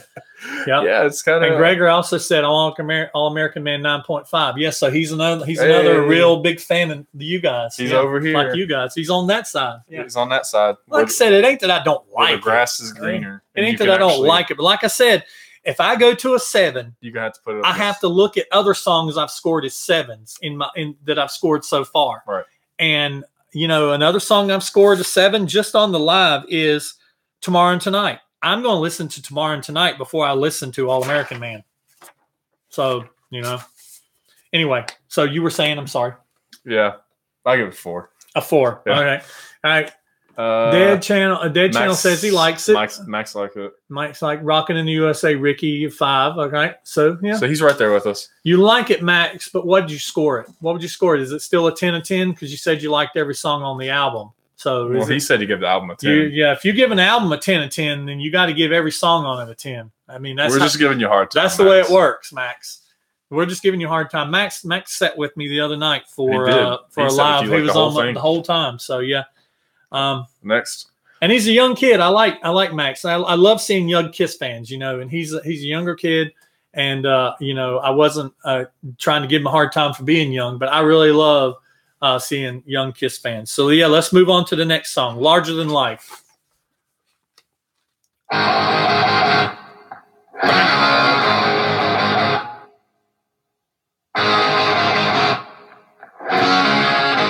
You hear the pick on the strings? That's exactly what Ace does too. See, I like that. I like how well he ghosts him because that's exactly what Ace does when he. And before he starts playing, you hear the. Because he rests his pick. On the string rather than away from it. Larger Than Life, recorded at the Capitol Theater in Electric Lady on September 13th. Written by Gene, sang by Gene. Gene played the 12-string acoustic guitar, the acoustic rhythm guitar. Bob Kulick ghosted Ace on the lead guitar. This was the first studio track recorded for the album. Rick Derringer is often wrongly credited as guitarist on this song. Rick Derringer has said he doesn't play on it, and Bob Kulick has said that he does play on it. I've actually seen videos on YouTube of Bob Kulick playing this song. So, yeah, Bob Kulick did this. And like I said, once again, man, he ghosted Ace to, solos. I mean, just but now, Larger Than Life, I'm going to tell you, it is one of my favorite of the 5 studio tracks. I score it at 8. I love the and then when it just goes into that solo. I mean, it's just like, oh crap, that's what rock and roll is. Yeah. And it's a slower paced song, but I just like the my love is too much to hold, and they get cleaned up. Whoa, no. I mean, it's an awesome song to me. So I scored at 8. So what about you, Steve? All right, so I think that the intro riff is really awesome. I think the intro solo is really awesome. But I think the rest of the song past that is kind of uninspiring. Right. The solo itself was really cool. Right. But other than the solos and the riffs, not that much I like about it. So I give it a 6. All right, so I gave it an 8. Steven gave it a 6. Let's see who we got out there. Michael says, okay, Peter may have played on this track. Yeah. I think Peter actually, you talk to some people, Anton didn't play on it. Peter hasn't said he's played on it, but nobody else has really stepped forward after all this time and says, I played on it. I think Peter could have played these. Like I said, a lot of people go, oh no, that's beyond Peter's. I even think Peter could have played Rocket Ride. I mean, it's just a straightforward rock and roll song. Just, I mean, the only thing is the people that think it's Anton or somebody else when it gets to the end is that drum solo at the end. And I'm a drummer. That drum solo at the end is not all that. I could teach somebody to play that drum solo at the end. It's not like the thing that Anton Fig does in Rip It Out. That kind of stuff is a little more, technical. That's Peter. Yeah, I know everybody knows Anton played on Ace's solo. I mean, he's credited for it, but Peter could have not played the stuff that's on on Ace's solo album. So this could be Peter. I mean, like I said, Peter's never said it's him, but nobody else has stepped forward. Anton's not credited himself on it. So, but anyway, I give it an 8. You gave it a 6. Yep. Let's see. Wes gave it a 7.5. Ricky gave it a 5. Greg, that's my boy, 9 of 10. So I like it. I like it a lot. I like it a lot. All right, so now we're going to go to the next track. Rock around.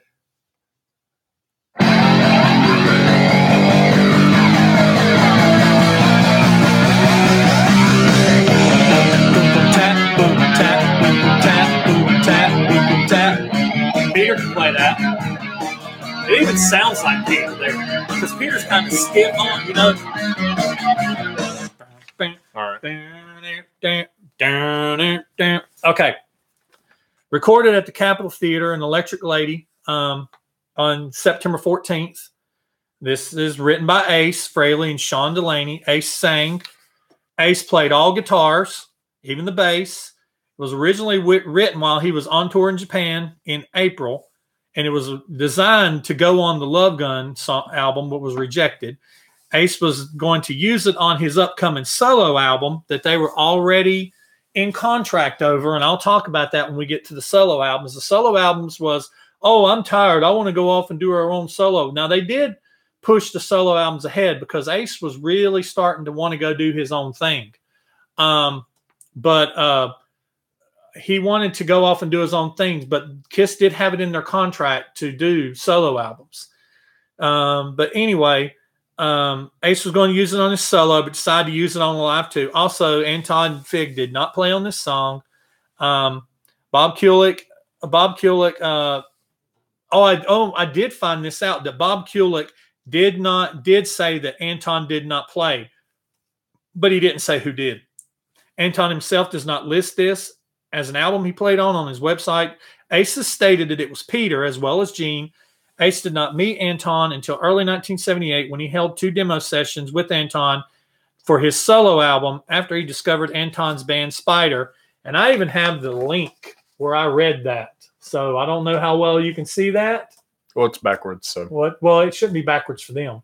Oh. But that is actually on, if you go to Kiss Monster discography Ace, you'll actually see some of that I just read. And Kiss Monster is ran by Julian Gill. I've seen some stuff on there that's wrong, but it's not been like glaringly wrong. But even though I'm not an Ace fanboy and I do not drink the Ace Kool-Aid, Mr. Gregory, I still score. Michael. Oh, Michael said that. I still score this I score this a 10. What? Mm-hmm. I score Rocket Ride a 10. That sounds like some blue Kool-Aid to me. I score Rocket Ride a 10. Rocket Ride is probably. Well, you're right there with Gregory because he's 12 and a half, if that's allowed. He must have missed a conversation about 11s. Yeah, we only allowed 111 for the whole discography. And 1-0. And 1-0 for the whole discography. So my 11 hasn't came out yet. He's got that one right here. But Rocket Ride is probably, other than Detroit Rock City, Rocket Ride is probably, Shock Me too. Whew. Rocket Ride, Shock Me, and Detroit Rock City is probably my 3 favorite songs on the album. And Rocket Ride, I can't say if it's my favorite yet because we're not done. All right. So on to me. Yeah, go to you, and then we'll look at the viewers' scores. Okay, so this is one of my favorite Ace songs to this point. I like the chromatic climb at the beginning. That's really cool. I think all the effects that they used are just right. Man, it's a good song. It's where we're starting to see. I mean, we've already seen Ace kind of jump out of a shell at some of the solos, but this is another really good one. So I'm going to go 8 on this one. You know, and Eddie Kramer produced these. Eddie Kramer produced Ace's solo album. To me, I've actually had a conversation with somebody. This could have been the first song on his album. Yeah. This could have been the song that started the album, and Rip It Out could have started the second side, or maybe even, it could have replaced one of the songs on Ace's album, but to me, this song, you play Rocket Ride and you immediately play Rip It Out, they sound like they could have been done at the same time. Yeah. To me. So let's see. We got 12 and a half. Rocket Ride 6. Rocket Ride 6 for all you Kool-Aid fans. Rocket Ride was performed live once. 2001 Melbourne show. Let's see. Rocket Ride 12.5 out of 10. 6 from Ricky. 6 from Ricky. 10 out of 10 from Greg. 10 out of 10 out of 10. Okay. Here we go with the next crap song. All right. So here we go. So we got the last song on the album, which is Any Way You Want It. Any Way You Want It. That's the nanny. Oh, no, not that Any Way You Want It. Sorry. Probably would have been better. I would have scored it higher than what I scored this one. Any way you want it, you can call me any day. Hey. Any way you want it, you will always hear me say. That's all I can say. Hey. It's all right. It's all right. It's all right. It's all right. It's all right. It's all right. We act like we like this song. But anyway. No, Michael. No. Don't even start. Just wait a second. Oh, man. Recorded at the Capitol Theater in Electric Lady Studios, September 15th. Written by Dave Clark. Released by the Dave Clark 5. Paul sang. Paul played all guitars. It's basically a Paul song. Yeah. He did everything on it. It's a cover of the 1964 song by Dave Clark 5. Kiss was originally considering covering Elvis Presley's Jailhouse Rock. They didn't actually record it. They were tossing the idea around, but they shelved that idea because Elvis had died on August 16th, 1977. Now, I originally scored this song a 4. I know. But now hear me out, Michael. Hear me out for a second. I originally scored this song. You're on page with Gregory. I originally scored this song a 4. But I went back and I looked at songs that I scored 4s too. And I went back and I looked at songs that I scored 1s to and 2s and 3s. And I kind of said, okay, and that's what I do. That's how I justify my scores. Now, listen, Michael, just wait a minute. Wait a minute. So I go, okay, I scored this song a 1, which I would, I'd listen to any way you wanted over this song. Right. I scored this song a 2. I'd listen any way you wanted over that. So I had to line it up against other songs that I had scored 1s, 2s, 3s, or 4s to. And I actually found that there's something about this song, and I don't know what it is because I'm not really a fan of the word. I guess I think I just like I do like where Paul kind of repeats himself. It's all right. It's all right. It's all right. It's all right. It's all Paul. If you listen to it, he's singing multi-layer background. There's no Gene in here. There's nobody else. There's no solo because Paul can barely solo. So there's no solo. But at least it's not Then She Kissed Me. I mean, Then She Kissed Me. When I hear it, I just want to gag and hit the skip button. But I don't skip any way you want it. Would I have rather had another song on here? Probably, yeah. I mean, I would have, like I said. But I don't score. I'd listen to this over Rockin' in the USA. That's one of the things that made me drop this or raise this from a 4, because it had worked its way up to a 4. Because there's songs that's 1, 2s, and 3s that I like less than this song. And then I looked and I saw that I'd scored Rockin' in the USA a 4. And I'm like, well, I sure as hell wouldn't listen to Rockin' in the USA over this song. So I had to bump it to a 5. Now, 5 means I like it. It means that, I'm not going to go seeking it out to play it. But when it plays, I'm going to let it play. So I scored any way you wanted, a 5. Okay. What about you, Steve-O? So, again, let me read my notes verbatim. Couldn't even make it through. Not a fan. 2. Yeah. Textbook filler, -1, +1. Gregory 5 of 10.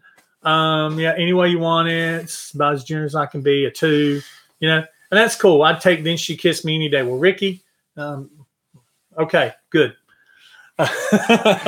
I love you, Rick. We're gonna have a beer someday. And we'll talk about Kiss stuff. All right, so we're gonna do our final scores on the album. I need to wrap up. So yeah, we need to wrap up. We tried to keep this under 2 hours.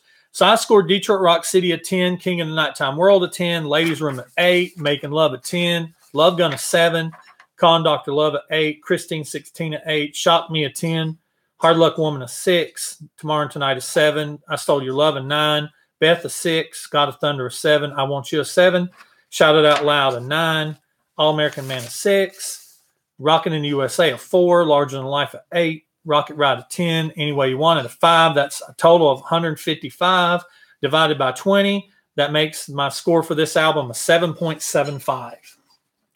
And I have Detroit Rock City a 9, King of the Nighttime World 7, Ladies Room 6, Making Love 9, Love Gun 9, Calling Dr. Love 9, Christine 16 6, Shock Me 9, Hard Luck Woman 5, Tomorrow and Tonight 6, I Stole Your Love 7, Beth 5, God of Thunder 7, I Want You 9, Shout It Out Loud 9, All American Man 9, Rockin' in the USA 4, Larger Than Life 6, Rocket Ride 8, and Any Way You Want It 2 for a total score of 141 divided by 20 tracks is 7.05. 7.05. Okay. So that makes this my favorite Kiss album overall so far. Scoring a 7.75. That makes Alive 2 my favorite that we've done. Now, it's not my favorite overall. But 7.7 for Alive, 7.75 for Alive 2. I scored Rock and Roll Over. And guys, if you've not seen my earlier videos, and Michael or Greg, I saw you say that you had come in halfway through it. This should be the live recording will be up on my page, so you'll be able to go back and rewatch what you missed. But we're glad that you were here. We're glad that you showed up. But I won't go through my list because that's what I do. But we've already scored Rock and Roll Over, Alive, Love Gun, Destroyer, Dressed to Kill, Kiss, Hard in Hell, all the studio albums, and Alive 2 up to this point. We've already reviewed them and scored them. They're on my channel. But I gave Alive 2 a 7.75. That makes it number 1. Rock and Roll Over's 2 at 7.1. Alive is 3 at 7.06. Love Gun is 4 at 6.9. Destroyer is 5 at 6.77. Dressed to Kill is 6 at 6.3. The debut album is 7 at 6.0. And Hotter Than Hell is 8 at 5.7. And so I don't keep up with that kind of stuff. One of the last things we wanted to do before we go is we wanted to talk about the 5 songs. If we wanted to make the whole album live, what 5 songs would we have added? So I'll let Steven start. Okay, so if any of you have seen our review of Rock and Roll Over, you know that I am a huge fan of Mr. Speed. So I put Mr. Speed in big bold. And then, so you would have added Mr. Speed as a live song. Yeah, right? I would have added Mr. Speed as live, which I don't think they ever performed it live. I've seen it Kiss Cruise live, but not Kiss 70s live. Yeah, I've looked very hard and I couldn't find one. My second one would be Take Me, which they did in Houston, but it's not on the album. Right, Flaming Youth. That's good. They did do that live. I've got in my notes that they did do Flaming Youth in New Jersey City, in July of 76. So there is a video on there of Flaming Youth live. Number 4 is Almost Human, and it should be directly after God of Thunder. Right. That's a missed opportunity there. Yeah. And Got Love for Sale, and that was just purely because there wasn't really any other one. I was going to keep the meme going and say Great Expectations, but I decided that I'm not going to meme on your channel. Right. And I also put next to Got Love for Sale, I would have actually liked a live version of All American Man. Yeah. My 5 songs I would have added, and I tried to stick with ones that I saw that they had performed live, that I knew they performed live. But not all of mine they perform live. I would have had them put Do You Love Me on there. They did perform that at Cobo Hall in January of 77. I would have had them put Mr. Speed. I like Mr. Speed. I'm a fan of Mr. Speed. I would have liked to heard Mr. Speed live. I like the rhythm. I like the notes and everything in that. Hooligan. Another Peter song other than Beth. I mean, come on, guys. I would have liked to them put Hooligan. Well, they did have Hard Luck Woman, but Hard Luck Woman is Beth 2.0. Is Beth 2.0. Hooligan I would have liked to seen on there. They did perform that in Houston for the Love Gun, for the Alive 2 on the Love Gun tour. Got Love for Sale I would have liked to have seen on there. Did you say Got Love for Sale? Yeah, God, you did too. Flaming Youth I would have liked to seen Flaming Youth performed, and I also put on here Or Take Me, because Take Me they did, and I know that makes 6 for me. So if I'd had to, since they did do Take Me live, if I had to take one away, I would probably take away Got Love for Sale, and I would have Do You Love Me, Mr. Speed, Hooligan, Flaming Youth, and Take Me. So guys, before we're gonna go here about another 5 minutes. I'm gonna go ahead and you're gonna go ahead and I'm gonna go ahead and all right. Steven's gonna go. He's got to go. He's got things he's got to go do. So appreciate it. Do the white boy thing. We can't do anything. All right. So thanks, Steven. Appreciate it. Steven out. Steven out. Steven out. See you, man. Bye. Yeah, I'm gonna finish up here. So let's see. So 5 songs. What would y'all add? And also, what's your favorite tracks off the album? And while we're doing that, while we're discussing things like that, let me turn my speaker off here. All right. While we're discussing those things, I'm going to pull up. We meant to do this earlier. We always talk about the packaging, and I didn't get the chance to talk about the packaging this time. For those of you who have not seen Kiss Alive 2, this is the album. This is the cover, Kiss Alive 2. For those of you who've lived in a hole, this is the back cover of Kiss Alive 2 with the iconic pictures. This is the internal gatefold, the massive, and this is a composite picture. This is not. This was not all taken at the same time. They actually, a lot of the fire pods that are going off was actually added in. The ones in the front that's closest, like here and here, you can find pictures of these on the internet. If we was doing this, I would add them in there. But the packaging on this is probably, I think, me and Steven did our favorite Kiss album covers. If you guys haven't seen that video, you can watch it. But I'll go ahead and spoil it for you that this is the one that I chose as my first one. This is my number one Kiss album because just the packaging is iconic. It's amazing. This is a first press. It's my first press. It's in very, very good shape. I've got the tattoos that came. You got Paul and got the little rose tattoo and Ace's little Peter's drum is there, and some of Ace's tattoos are there. Paul, their autographs are there. I have the merch sheet that's on the inside where the posters. I had all these posters. I had all this crap, man.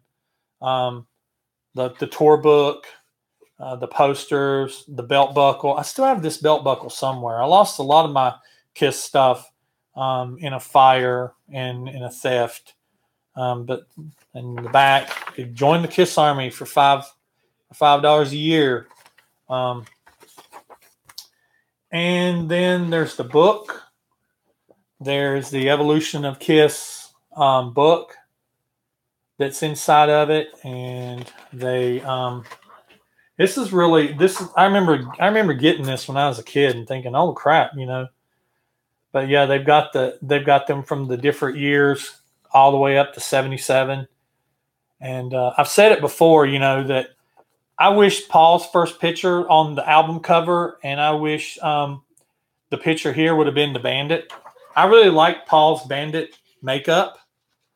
And he did use it quite extensively. You'll hear a lot of things where he says, oh, he just tried it out. Now, he wore that stuff for a while. There's too many pictures. There's too many photo sessions of him wearing that stuff. And, the star, I like the star and everything, okay. But this is the center. But I like the Bandit makeup too. And this is Ace's pictures, and then Peter's here. Trying to keep the glare from glaring on it from the camera. And then the back, it's just got a little history, the evolution of Kiss that it goes through. And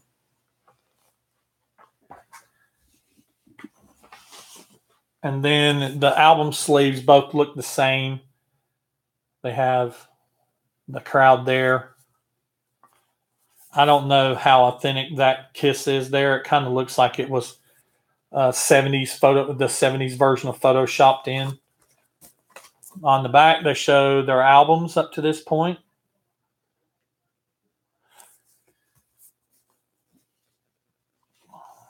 And then I'll just pull one of the albums out.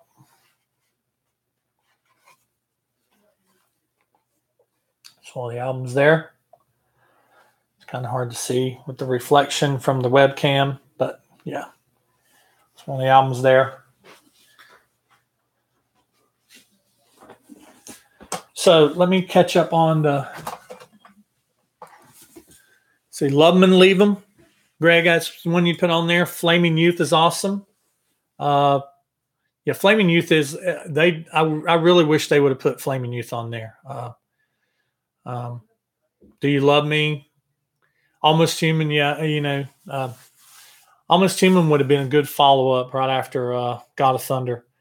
Love 'Em, Leave 'Em, Strange Ways. Yeah, a lot of people like Strange Ways. If you go back and you watch some of my earlier, my early Rock and Roll Over, not Rock and Roll Over, my early reviews for Hotter Than Hell, I actually scored the whole album Hotter Than Hell kind of low. It's just not one of my favorite albums. I don't like the way it sounds, and most of the songs, they drudge along. Strange Ways is one of those songs. It's one of those songs that a lot of people love, and I catch a lot of flack.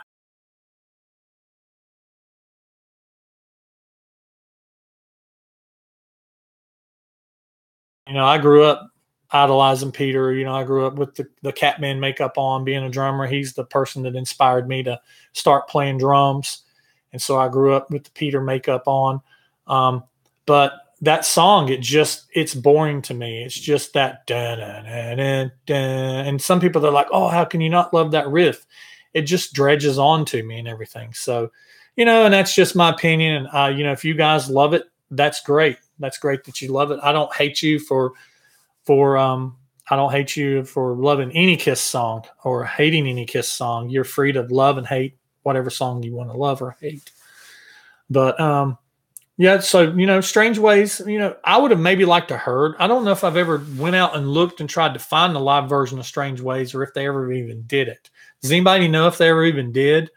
Gregory or Mike, or I don't even know still who's here. It's only showing 2 people's here, so I don't still know who's here.